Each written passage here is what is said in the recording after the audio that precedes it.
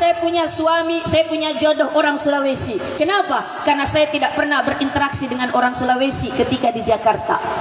Masya Allah, tapi ketika Allah memang menakdirkan saya akan dapat jodoh orang Sulawesi, bahkan tinggal di Sulawesi, maka Allah men-setting satu peristiwa yang mempertemukan saya dengan jodoh saya. Salah satunya apa? Yaitu peristiwa demonstrasi turunkan Soeharto tahun 98. Disitulah Masya Allah saya bertemu dengan jodoh saya. Demonstrasi buat saya membawa berkah. Kenapa? Karena mempertemukan jodoh dengan suami saya yang sekarang. Inilah contoh Allah men-setting. Begitu juga kita semua yang belum dapat jodoh. Mohon maaf, ada di sini yang belum dapat jodoh? Ada yang belum menikah? Ada. Ada yang mau menikah lagi? Ada. Saya tanya yang janda atau janda? Ada janda di sini? Ada. Angkat tangan janda.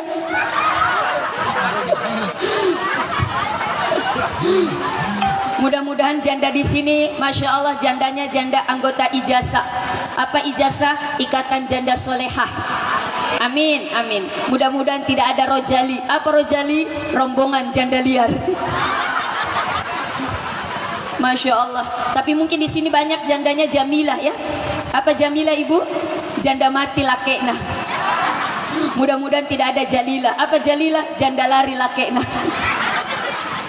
Masya Allah, Allah sudah menakdirkan apa kita sesungguhnya berpasang-pasangan. Jadi yang belum dapat jodoh jangan takut.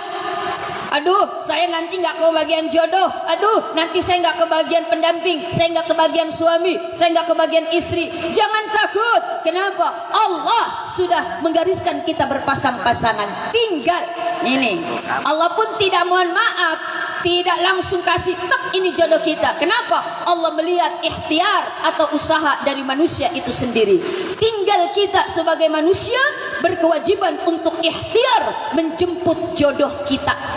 Bukan mencari, tapi menjemput jodoh kita. Kenapa menjemput? Karena hakikatnya kita sudah ditakdirkan ada pasangan hidup kita.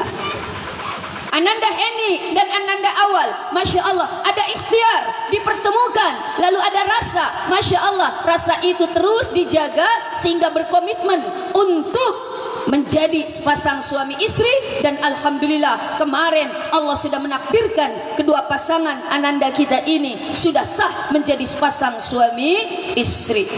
Ananda Heni cinta nggak sama suaminya? Cinta tidak? Cinta. Ananda Awal cinta nggak sama istrinya? Cinta. Berapa persen cintanya? Yang saya tanya pengantin, kenapa ibu yang jawab sih? Berapa persen Ananda? 100%. Padahal baru kemarin menikah. Ibu, yang voting lama berapa persen cintanya ibu sama suami? 40. Hah? Habis? Kenapa ibu habis cintanya, Bu? Masya Allah ya Rahman ya Karim. Ini sudah keterlaluan cintanya habis. Oh, mungkin ibu yang cintanya habis, memang cintanya habis. Sekarang tumbuh yang namanya rasa kasih sayang. Mahabbah itu cinta, tapi sekarang bukan lagi mahabbah, sekarang lagi adalah mawaddah. Mawaddah itu apa? Kasih sayang. Kalau cinta mahabbah itu biasa berangkat dari apa? Dari ketertarikan kepada fisik atau materi.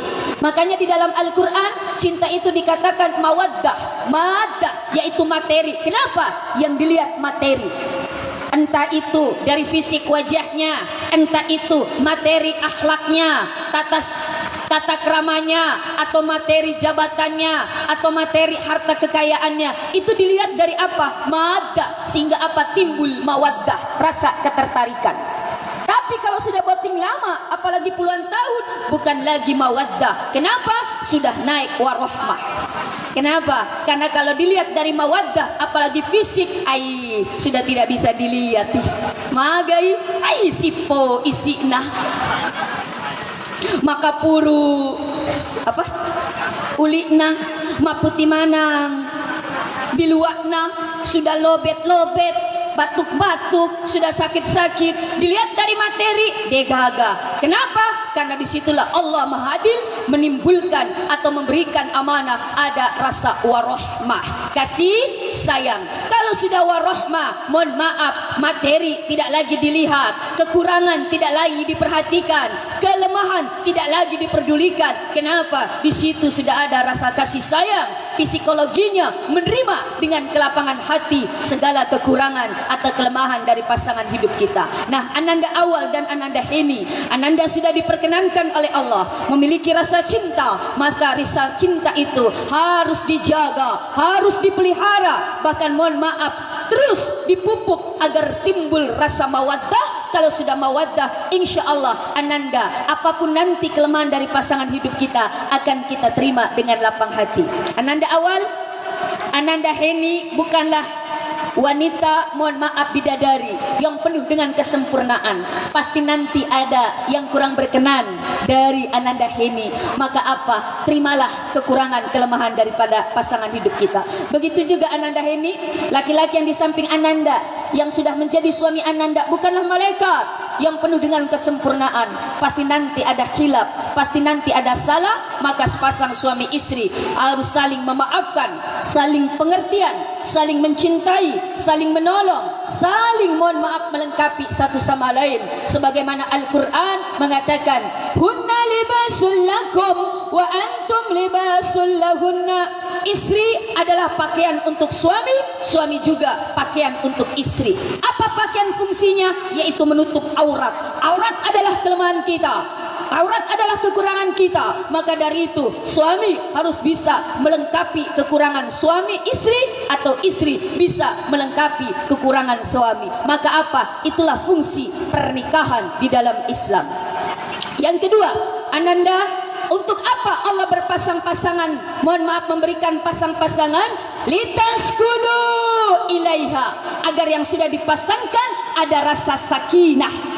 Makanya setiap ada orang yang berumah tangga, pasti mohon maaf, doanya semoga rumah tangganya sakinah, mawaddah, warahmah. Banyak yang mengharap rumah tangga sakinah, tapi bukan sakinah yang didapati, tapi sakinah. Sakinah. Kalau sakinah, rumah tangga yang tenang, tentram, damai. Tapi kalau sakinah, sakitnya tuh di sini. Kenapa? Karena suami istri tidak menjalankan fungsinya masing-masing. Maka dari itu, Ananda awal, berikan kewajiban Ananda yang merupakan hak daripada istri. Begitu juga Ananda ini, berikan kewajiban Ananda yang merupakan hak daripada Ananda awal sebagai seorang suami. Apa? Mohon maaf, kewajiban Ananda awal, berikan nafkah lahir dan batin. Lahir, materi, uang belanja, uang nafkah, semampu dan sebisa mungkin, semaksimal mungkin. Dan Ananda, apapun nanti yang diberikan oleh suami, terima dengan ikhlas dan rasa syukur. Ibu, biasa madareke, biasa manoko-noko. Ya Allah, biasa manana-nana sama suami tak? Ya Allah, biasa bohong sama suami tak? Ya Allah. Sekali lagi, biasa melawan sama suami tak? Ya Allah. Sekali lagi, biasa menolak ajakan suami tak? Ya Allah.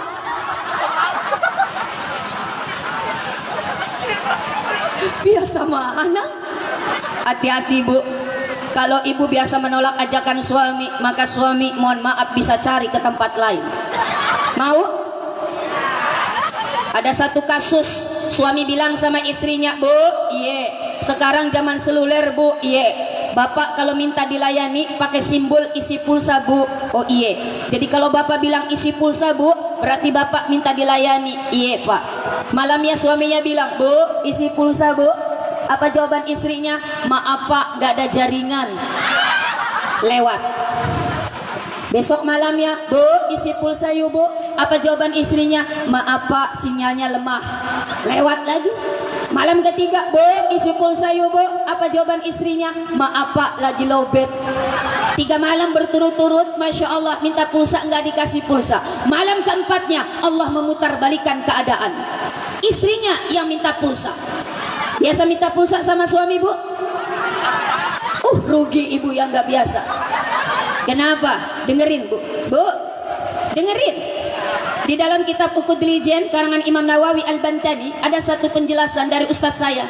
Saya belajar kitab ini ketika di pesantren kelas 5 atau kelas 2 Aliyah. Saya ingat sekali, walaupun sudah 30 tahun yang lalu, keterangan dari ustaz saya melekat di pikiran saya. Barang siapa seorang istri yang, mohon maaf, menawarkan dirinya kepada suaminya, Pak, mau pulsa, Pak, mau ini, Pak, Masya Allah, maka istri tersebut akan diberikan pahala seperti pahala orang yang melakukan ibadah umroh. Sekarang umroh nggak bisa, Bu. Jangankan umroh, masuk ke tanah suci aja sekarang Indonesia belum boleh diperkenankan, apalagi melakukan ibadah umrah. Nah sekarang ibu bisa umroh, pulang dari sini bisa, gampang dan nikmat. Mas Sempo murah meriah. Apa? Masya Allah, tawarkan diri kepada suami. Kembali ke cerita, malam keempatnya istrinya bilang, Bu, Pak, isi pulsa yuk, Pak. Suaminya kaget. Kenapa, Bu? Isi pulsa yuk, Pak. Apa jawaban suaminya? Maaf, Bu, sudah ganti kartu. Mau suaminya ganti kartu, Ibu? Kalau tidak mau, suami minta pulsa, kasih. Masya Allah. Bila perlu, suami minta 100 pulsanya, ibu kasih 500. Alhamdulillah. Boting paru bisa 3 kali umroh. Masya Allah ya Rahman ya Karim. Ini apa, Bu?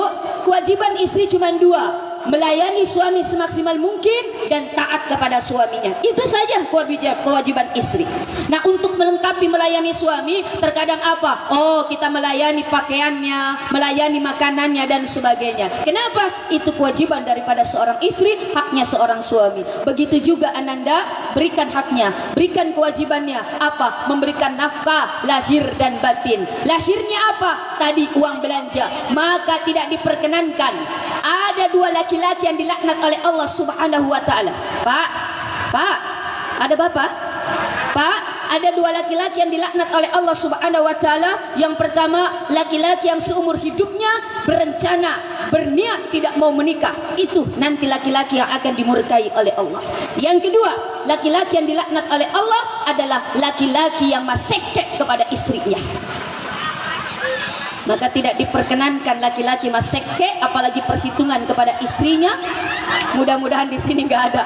Ananda awal janganlah jadi laki-laki yang masekke. Mohon maaf, semakin Anda banyak memberikan kebahagiaan kepada istri, maka akan semakin banyak Allah melimpahkan keridhaan, melimpahkan kebahagiaan kepada pasangan hidup kita. Maka dari itu apa? Itu kewajiban memberikan nafkah lahir dan juga batin, yaitu kasih sayang.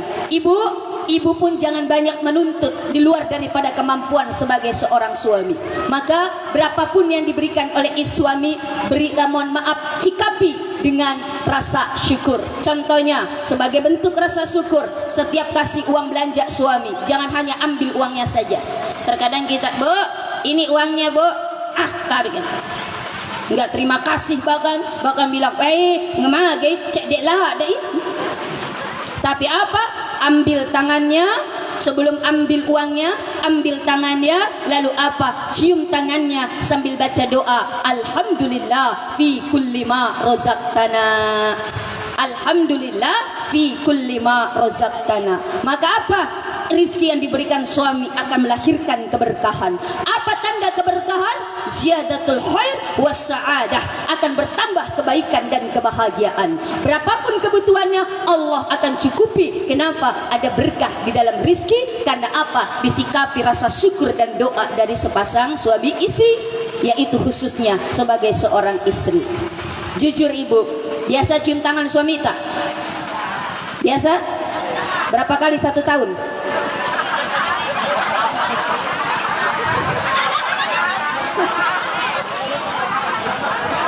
Jujur, berapa kali 1 tahun? 2 kali kan? Idul Fitri sama Idul Adha. Itu pun hanya acting. Kenapa? Emak-emak zaman now dikit-dikit posting. Sehingga apa? Mau posting di media sosial. Apa? Sungkem sama suami. Hai guys, saya mau sungkem sama suami guys. Masya Allah, cium tangannya. Apa? Acting. Padahal apa? Ibu cium tangan suami dapat pahala Hajar Aswad. Alhamdulillah. Apa keutamaan Hajar Aswad? Menggugurkan dosa-dosa kita. Kalau merasa banyak dosa sama suami, sering-sering Miki cium tangan suami tak. Pulang dari sini minta memang tangan laki tak. Assalamualaikum. Waalaikumsalam. Pak, mana tangan tak, Pak? Magai, mana tangan tak? Kenapa tangan tak jolok? Sudah dikasih cium Miki yang banyak. Paling maselang laki tak. Masya Allah. Hajar batu aswad hitam, batu hitam yang dicium. Kebetulan laki tama bolong. Berarti bukan batu hitam tapi tangan hitam yang dicium. Jangan tersinggung yang suaminya hitam, Bu. Suami saya juga hitam, Bu. Hitam-hitam kereta api, walau hitam tetap di hati. Masya Allah. Coba Ananda Heni tolong praktekkan cium tangan istri suami tercinta. Gak apa-apa, jangan malu. Bangun. Bangun. Silakan berdiri. Ya. Berdiri nggak apa-apa. Saling hadap-hadapan. Ambil tangan suaminya, kasih tangan kanannya Ananda awal. Cium tangan. Tunggu dulu, belum baca doa. Ayo ikutin saya. Ambil tangannya. Bismillahirrahmanirrahim. Ikutin saya. Bismillahirrahmanirrahim. Alhamdulillah fi kulli ma razaqtana. Ya, cium tangan suaminya. Ya, jangan dilepas ya sampai selesai acara. Masya Allah. Ananda dapat pahala Hajar Aswad. Ananda awal saya tanya, mau dapat pahala Hajar Aswad juga? Mau? Masya Allah. Kalau suami ingin dapat pahala Hajar Aswad, sering-sering Miki cium kening istri tercinta. Saya tantang awal, berani cium kening istri tercinta? Berani tidak? Berani katanya. Tapi istrinya tarik-tarik aja nah matupi di kamar. Masya Allah, tolong praktekkan karena Ananda ini malu. Tolong nanti praktekkan. Sering cium kening istri tercinta. Bahkan sebelum kita menyentuh, mohon maaf, istri tak, maka sentuh dulu kening istri tercinta sambil baca doa. Ikutin saya. Bismillahirrahmanirrahim. Allahumma inni a'udzu bika bikalimatillah tammah min syarri ma khalaq. Hafal? Belum. Kalau tidak hafal cukup baca saja Bismillah lalu salawat. Lalu mohon maaf kalau bisa hafal surat Al-Qadar, inna anzalnahu fi lailatul qadar. Hafal? Kalau hafal baca itu lalu tiup kening istri tercinta, doa agar istri bisa terhindar dari segala mohon maaf mara bahaya kejelekan-kejelekan dunia. Maka insya Allah ketika sepasang suami istri bisa menjalankan biduk rumah tangganya, menjalankan mohon maaf kewajiban haknya, insya Allah rumah tangga sakinah akan bisa didapati. Syukur hadirkan di dalam kehidupan rumah tangga. Dan insya Allah yang kedua, membuat rasa sakinah, sabar, hadirkan sabar yang banyak dalam menjalani biduk rumah tangga. Syukur dan sabar inilah modal untuk bisa mohon maaf menghindarkan atau bisa menyikapi segala ujian di dalam rumah tangga. Sebesar apapun nanti ujian, ketika dihinggapi rasa syukur dan sabar akan bisa dilewati, sehingga apapun nanti ujiannya tidak akan bisa menghancurkan batara rumah tangga di dalam kehidupan kita. Insya Allah mudah-mudahan Ananda kedua mempelai ini diberikan kekuatan oleh Allah, diberikan rasa syukur yang banyak, diberikan sabar dalam menjalani biduk rumah tangga, sehingga insya Allah apapun nanti yang dijalani akan mendapat ridho dari Allah Subhanahu wa taala. Pada akhirnya saya hanya bisa berdoa barakallahu